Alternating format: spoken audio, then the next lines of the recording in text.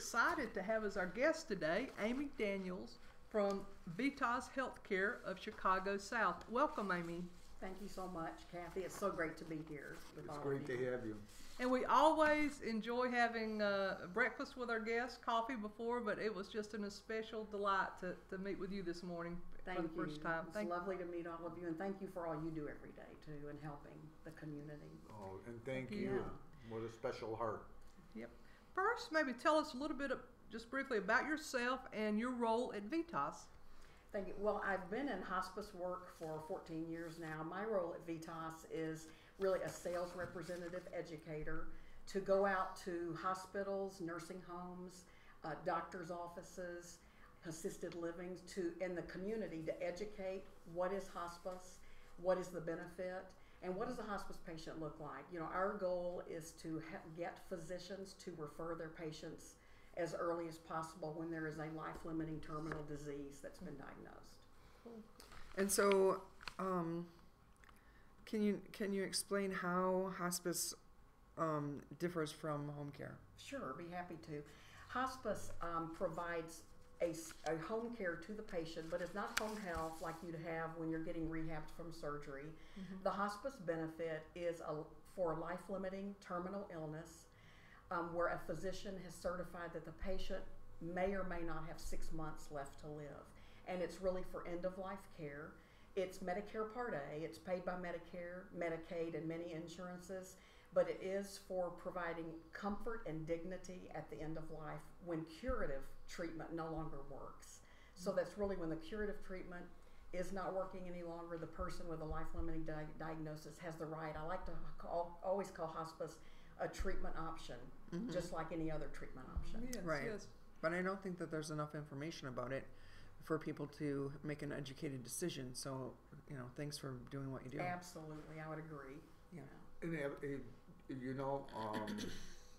being in the industry and knowing what a blessing hospice is, okay, people don't know about it soon enough. Exactly. That's right. Yeah. And so we're audience. We hope you're listening up, okay?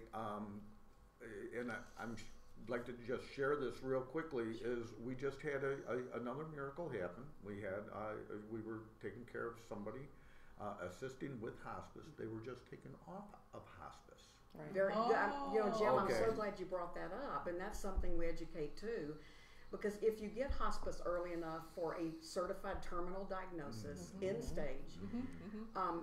What happens, because our goal is to help improve and enhance the quality of life in a declining situation. Mm-hmm. So to your point, what happens is people can be on hospice much longer. It is a 6-month benefit. Mm-hmm. But if you get it long enough for whatever diagnosis you have, if you get it early enough, what tends to happen, people begin to feel better. They begin to have improvement. And the medical journals are showing this, where there are certain diagnoses such as cancer, cardiac, congestive heart failure is one of those, Alzheimer's, dementia is another one, that if hospice and palliative care is brought in early enough, longevity, and I'm quoting a medical journal, longevity of life tends to occur in these diagnoses. Now, we don't have a crystal ball any more than anyone else.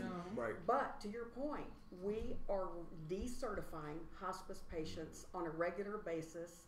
If they're no longer, what happens, they were terminal, maybe they're really on a terminal decline, they come onto hospice, we're now helping manage the medications, mm-hmm. we're removing the medications with the doctor's orders that maybe don't help anymore. We don't go discontinue medications. I don't want the listeners to think I'm saying we discontinue everything. Right. No. But there's some medications that maybe were for when the person was vital and doing great. Well, maybe now they're not necessary, Sure. but we're bringing in medications too that if they're willing to take, like again, a pain medication to ease their symptoms, or maybe there's breathing medications, we're providing music therapy to ease their anxiety. We're providing massage therapy to ease their pain. So we're not just loading them up, with a bunch of meds. Well, again, what happens? People begin to become chronic rather than terminal. Right. And that's when we, as a hospice, we're regulated by Medicare. Mm-hmm. It's our goal to make sure we manage that properly, Mm-hmm. and if they no longer qualify and show life-limiting decline, hospices around the country, we have to decertify them. We back away our care, just like what you said, and then we come in when they decline again. Right, and exactly, and I wanted to bring that point up. Thank you. To encourage our audience. Yes. Okay, hospice is not the end. Beautiful. It I is. love that. It's just not. It's additional help. That's right. And the sooner you get on, okay, the better it is for your loved one. That's it beautiful. really is. I love that. You know, my dad was on hospice for over 13 months.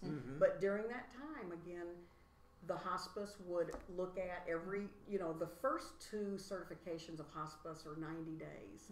Once you pass that, then the medical director of hospice, the interdisciplinary team, has to look at recertifying the patient every 60 days until either they pass away or they no longer qualify. Gotcha. And so that's really how that works. Well, again, the family, the patients don't have to worry about that. That's hospice's role. But I want to say this too, that we don't just come in and start taking your medications away and all that. You're part of the care plan. Right. The family, the head of the family, the head of the patient himself or herself are really in charge to help with hospice and with the physician and the nurse make those decisions. We never want to force anyone to take certain medications if they're uncomfortable with that.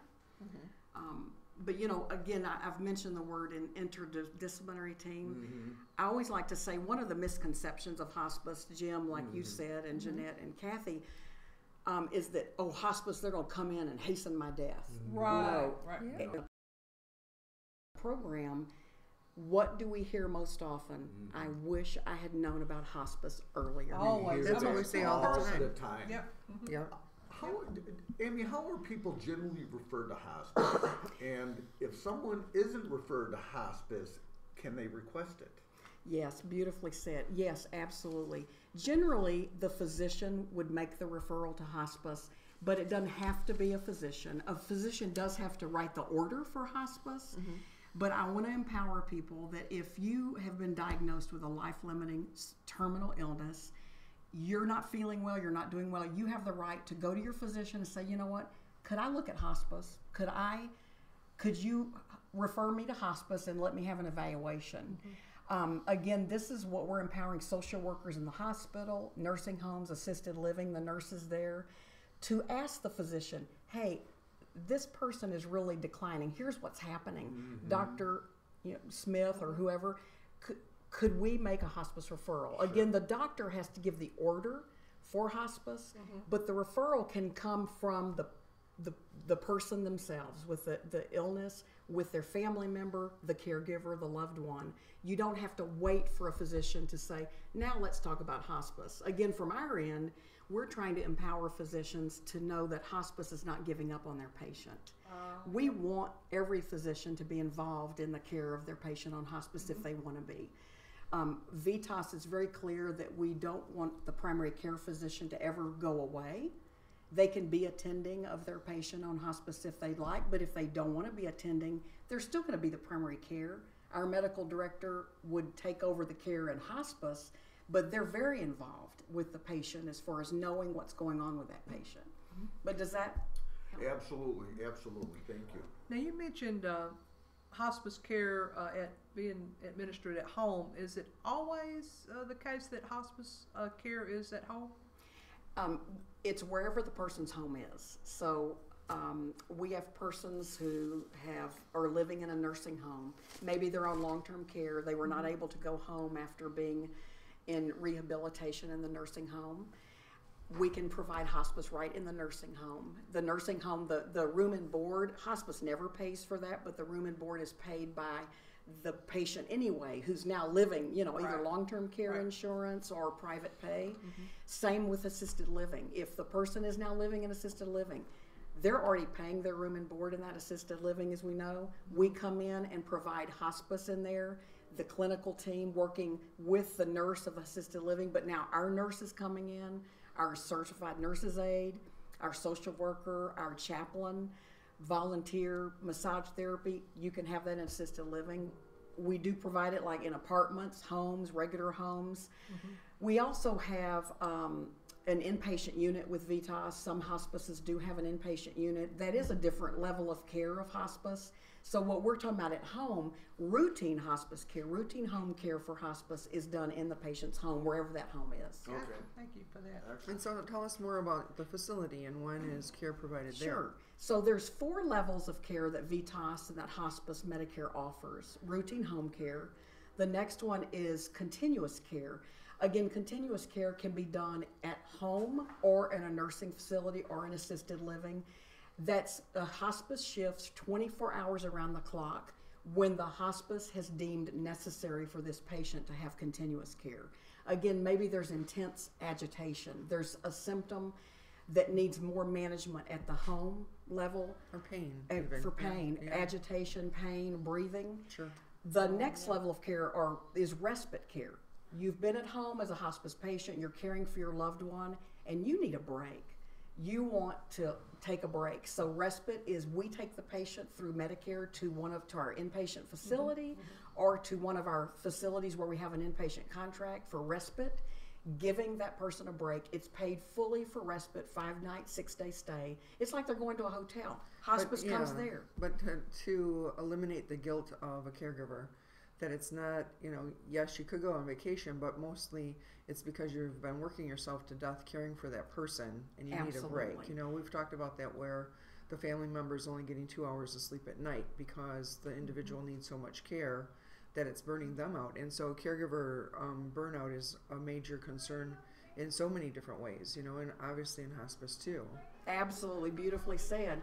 We're there, we always like to say we're there for the patient, not the disease, but we're also there for that patient's loved ones. To your point, Jeanette, we want that family, that caregiver, the number one caregiver, to be healthy, to feel good. They've got to be there for their loved one who's dying, and when the loved one dies, we want them to still have a quality of life. Bereavement, that's one reason why bereavement comes in for that whole family. Right. We can do pre-bereavement, and then like you said, many times the social worker, the chaplain, and the nurse, like you said, Jeanette, they're feeling, oh, I really shouldn't let him go to respite. They feel guilty. Right. No, we want them to know they're doing what their loved one would want them to do. Take care of themselves first so they can be there for the loved one. Sure. The 4th level of care, and it's the highest level of care hospice offers that I mentioned earlier, is called inpatient care. Now, this is where you have an acute symptom out of control, pain, respiratory, uncontrollable bleeding, let's say, uncontrollable vomiting, some kind of symptom that cannot be managed in a person's home any longer. The beauty of this benefit is with Medicare, we take them to our inpatient unit and this is actually for VITAS, it's in the Franciscan St. James Hospital in Chicago Heights, where now that person is managed 24/7 with a full hospice team, doctors, nurses around the clock. With routine home care, we're coming in and out. Right. A doctor's always managing from above, overseeing and then coming in and doing face-to-face visits. But with inpatient, the goal is to get that person under control, back to home care once again. Back total comfort and total quality of life. But the beauty of this is the inpatient unit is there for those instances where we can't manage that symptom at home. Sure. Medicare pays fully for that. And the benefit that we've seen with that is sometimes some of our clients go into in-house hospice, and then those conditions are managed, and then they come back home again. Absolutely, and we pay for the transportation. Again, the hospice Medicare benefit pays for transportation to and from. Isn't that wonderful? From the home to the unit and back. Same with respite. If that caregiver needs a break, hospice is going to pay for the transport to take the loved one to respite and back again.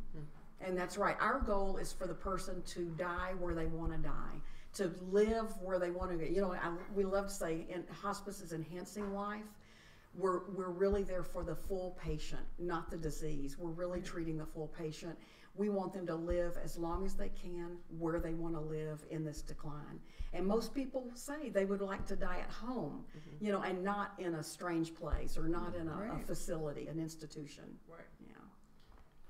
I think the best thing an individual can do is if they've experienced hospice, I know we had it at our family, is be an advocate for it and talk to as many possible people as you can, because you understand and you have that compassion behind it, realizing how important it is. Absolutely. For myself, I've had the hospice experience in my family with both my parents and my husband. And I cannot tell you enough how, when I first experienced it for my mom back in 1998, I didn't know hospice very well. You know, like many listeners today may say, oh man, I thought it was just for those last few days of life.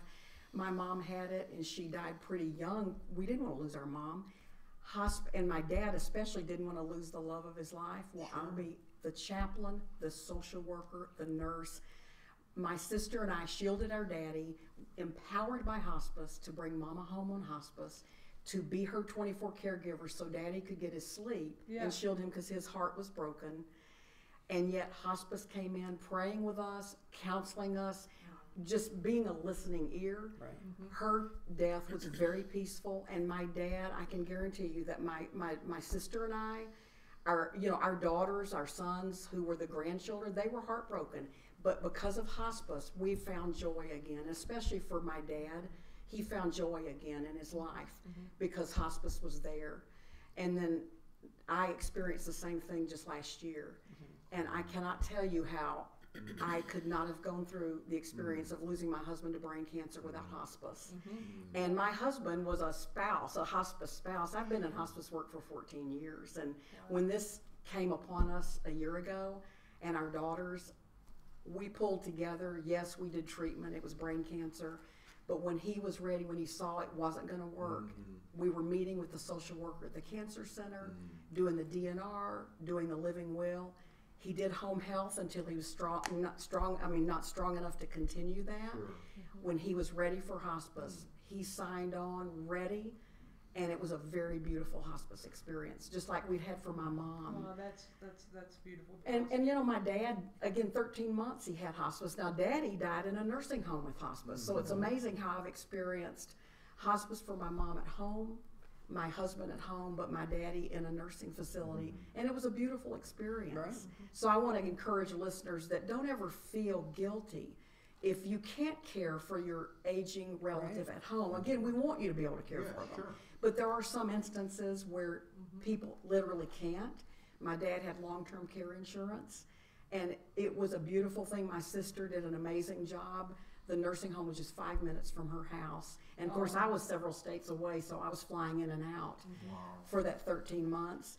But he had his loving family around him all the time. And then I was flying in and out. My husband and I came. And You know, I mentioned before, it's a blessing to be in this industry and to work with people like yourself, okay, that, you know, you've experienced what you do. People in our industry have a heart for what they do. That's right. And we need to, because we care about everybody. That's right. So, and I love that it's like a calling you have when you're in this, and then it's a exactly calling what in it this is. industry of helping That's others. We were kind of going through, and it leads right into my next question. Can you describe what the hospice team looks like? Sure. It's headed up by a doctor, a medical director of hospice, either an MD or a DO. Then we have a hospice nurse that is assigned to the patient's home and to the patient. Then there's also a certified nurse's aide, and these are certified nurse's aides that come in to do the home health of the person, you know, to bathe, personal hygiene, teeth, hair, shaving for the man, showering, bed bath if that's what they need. Then we have a social worker, a master's in social work, clinical, who's there really to help that loved one, help the patient and the family with their resources. Again, we go into a home. They really need to hire a private caregiver like right at home. Our social worker is going to be the one to call you to make that referral, to get that family to interview your agency and others to determine what is the best fit, get that private care. Or do they need to go into respite for a little while, or do they need to go to a facility? The next person is a chaplain, again, spiritual care. We don't force, it's not religion. I always like to say, we don't force religion on anybody. That's not what this is. It's truly spiritual care. I always like to say hospice is a holistic plan of care. Because, you know, social workers financial, there's nurse physical, but then you've got the spiritual care for that patient going through that journey and also their family. Volunteers, which again are, you know, and we've got respiratory therapy. We have a respiratory therapist at VITAS. We've got massage therapy. We've got pet pet volunteers. We have music therapy, all of that. Sometimes we get the question, or people say that they thought that hospice was going to provide more care, where they don't understand that the home care portion of it is something separate. So can you explain that a little bit more? Jeanette, thank you for bringing that point up. We do have to really clarify that all the time. Hospice doesn't come in for routine home care and move in with you.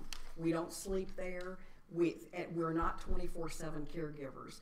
Hospice, and the government set it up that we're the medical team to come in and out, but via appointment, to make sure the person is completely managed. But during the night, we can't sleep there. So we are on call, though, and I always like to say we're on call 24/7 for emergency triage nurse. In the middle of the night, if there's an emergency, we want them to call. We'll be there to get that person under control, to get the emergency taken care of. But to your point, we cannot be there for 24 hours sleeping with them. They must be the ones who are caring around the clock for that person and then calling us in for emergencies. Now, what is a common misconception that you hear, though? Like it's a trend? Okay, one of the things is morphine's going to kill you. You're going to load us up and drug us with medication, and you're going to hasten death. And those are really the things I think that we hear most often is, am I signing my life away? No, and I'm glad from the beginning of the show you brought up people are actually getting off hospice that get better. You brought up how people need it earlier. So that's a misconception. Hospice, we never force medications on people, but we also educate the family through the nurse and the physician and our palliative nurse practitioner on what is morphine, what is the anti-anxiety, when is it needed. We don't, again, say you got to get on all these medications, but we say here's the medication we recommend and here's why. Here's what it'll do for you. We titrate slowly. We want the person to have a good quality of life. We don't want them to be drugged where they can't be with their pets and their family, you know, their grandchildren. We want them to feel as good as they can, to be able to go out to eat if they feel like going out to eat. Hospice doesn't make you homebound. Again, if you're able to go to a restaurant here and there and be safe, we allow that. You know, we've even prepared people for a wedding or a trip on hospice. That's the beauty of this too, that what is your goal? What is your goal, patient? We want them to be prepared to do that. And you know, unfortunately with the way things happen, there may be a wedding that patient was hoping to be able to be at. Well, guess what? We have true life stories with VITAS where our team made it possible for that person to be well enough to make the wedding. Isn't it? Or is it where we say, is there any way you can move the wedding up so your loved one can be it? So we're working with that family. So to your point, I think that's what people get so scared of morphine. It's one of the cleanest medications, again, but our doctors, our nurses talk about that. It helps with respiratory issues. You know, again, we provide, like I said, we have certified respiratory therapy on our staff at VITAS. I don't know many hospices who even offer that, and I tell you, it's amazing because what our respiratory therapists do, we can do 60 liters of oxygen, get that person home with their family. Our respiratory therapist is going in during that journey to make sure that person's symptoms are managed to have a good quality of life. And I've seen my respiratory therapist talk to pulmonologists in the area. You know, again, they're head of the case. Right. Well, time has a way of getting away from us on the show, but we want to get your contact information if you would share it. Oh, sure. Amy Daniel with VITAS Healthcare, and my our phone number is 312-379-9982. Thank you so much. It's been a delight to have you on the show and Thank very you. educational. Yes, Yeah, and thanks so thank much, you. Amy. Thank you.